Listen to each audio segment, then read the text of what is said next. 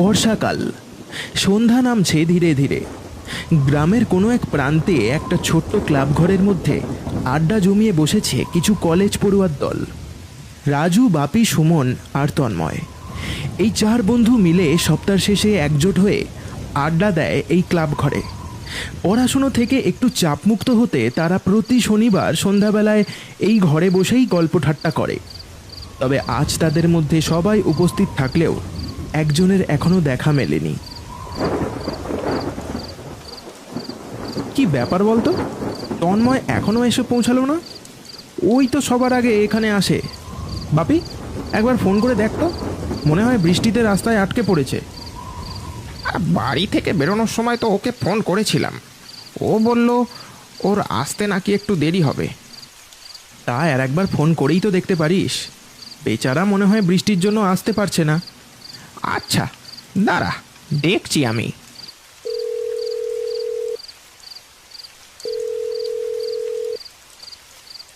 বাপি প্রায় 2 থেকে 3 বার তন্ময়কে ফোন করলো, কিন্তু কোনোভাবেই কোনো উত্তর মিলল না। প্রতিবারই ফোনটা বেজে বেজে কেটে গেল। কিরে, কি হলো? না রে, অনেকবারই তো ফোন করলাম, কিন্তু কেউই ফোনটা তুললই না। আমার এবার কিন্তু চিন্তা হচ্ছে।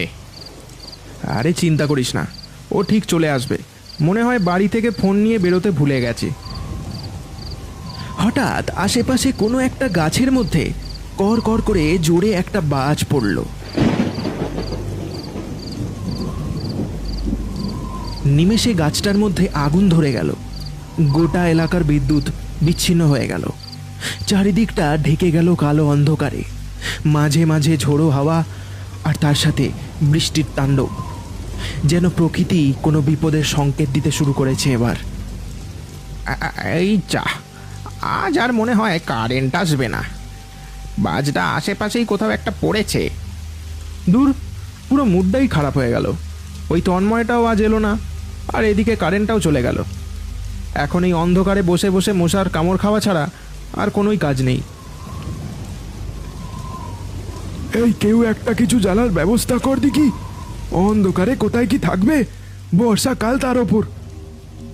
দাঁড়া দাঁড়া, আমি দেখছি বলেই রাজু অন্ধকারের মধ্যে হাতড়ে হাতড়ে কোথা থেকে একটা বাতি খুঁজে পেল।